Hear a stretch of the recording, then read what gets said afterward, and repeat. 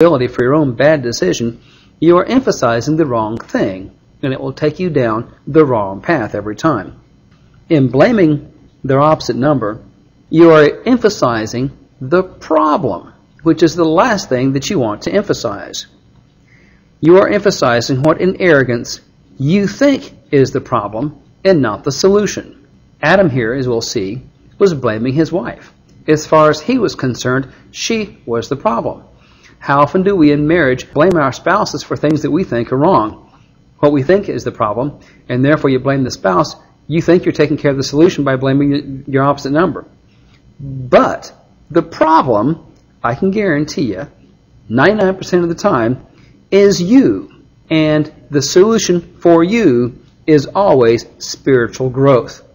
In other words, the solution to every problem you have in life is your relationship with God, with Jesus Christ, your spiritual growth. Because it is only through spiritual growth that you can learn to take responsibility for your actions and for your bad decisions. I think of all the flexibility that is necessary in marriage. The husband may set policy in one area or another, and his wife, who often has more facts than the husband, may break it.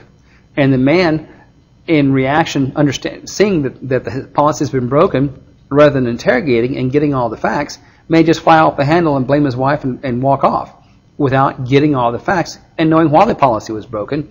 And usually the policy was broken for a good reason. So anyway, that of course is addressed to anyone in our TV audience and no one specifically here. So it's just a biblical principle. If it doesn't apply to you, smile and carry on. Okay, good. It's a disadvantage in a small audience. Y'all think that I'm talking to y'all all the time, but I'm not necessarily. It's a biblical principle. So, okay, so that's Genesis 3:9. Carrying on, Genesis 3:10.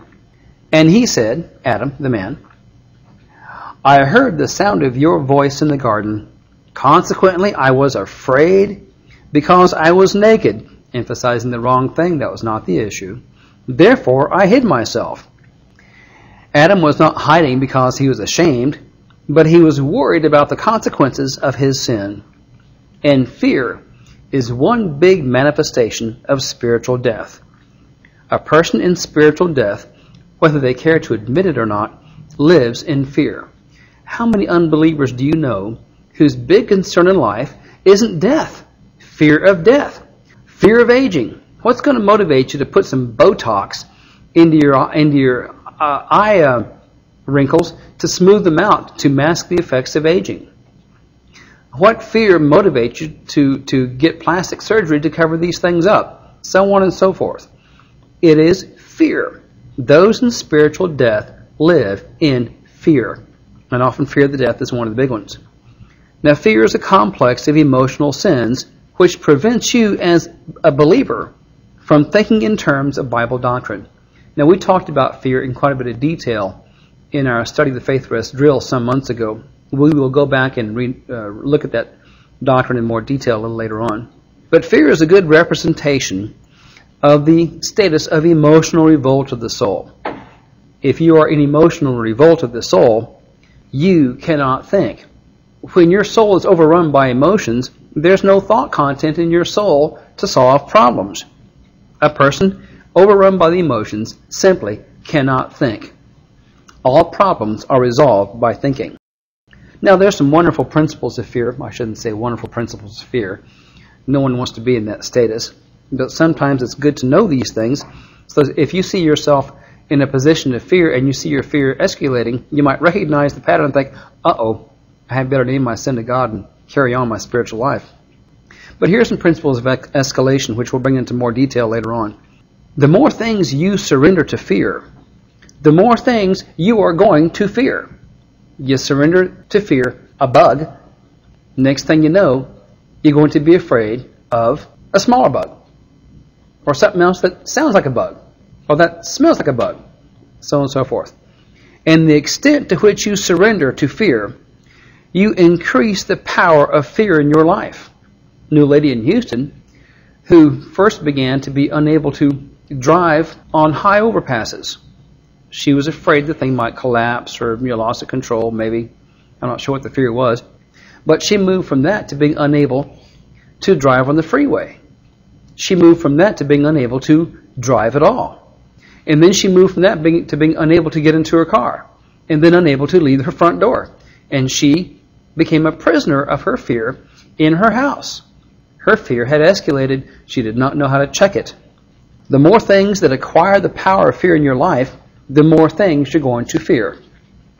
Now, fear is second only to arrogance as a destroyer of marriage and, more importantly, a destroyer of sanity. You let fear go unchecked in your life, you are going to lose your sanity. There are a few drugs that might help you if you're insane, temporarily anyway, but you don't want to have to go there, especially as a result of fear. Now, fear is one facet, again, of emotional revolt of your soul. And this results when your emotions take over. You quit thinking. I had a horrible time in junior high school. This wasn't fear, it was another emotion taking over. But a certain pretty girl would come within 10 feet of me, and I was unable to talk. And I really wanted to get to know this gal. This emotional thing. She'd come with my emotions would just go haywire. And one day she came up to me because she knew I liked her, and she wanted to talk to me too. And I think she said hello to me. My tongue went totally screwed up, and I got so embarrassed I walked off and didn't talk to her for 3 years. Junior high school, folks. What a terrible time of life. I was under emotional revolt of the soul. My emotions were controlling my soul, and I could not think. Too bad. I lost out on that one, didn't I? Yep. It took me 30 years to grow up, folks. But a person who is under emotions doesn't have the power or ability to think or to reason. And emotional revolt as a sin, in other words, if you are under emotional revolt as a result of a sin, you have no doctrine, you can't think doctrine, and of course, your common sense just flies out the window. 2 Timothy 1:7 talks a bit about this. God has not given us a lifestyle of fear. If you are a believer and you are controlled by fear, you are not in the life that God has provided for you. But of power, He has given us, as an antithetical thing, the power, a life of power, and that power is the Holy Spirit, and of virtue love, and of sound judgment. The power, of course, is of God the Holy Spirit. Virtue love is that love whereby it is your standards coming out and not your response to those around you. It is your standards that allow you to love. And, of course, sound judgment, divine viewpoint.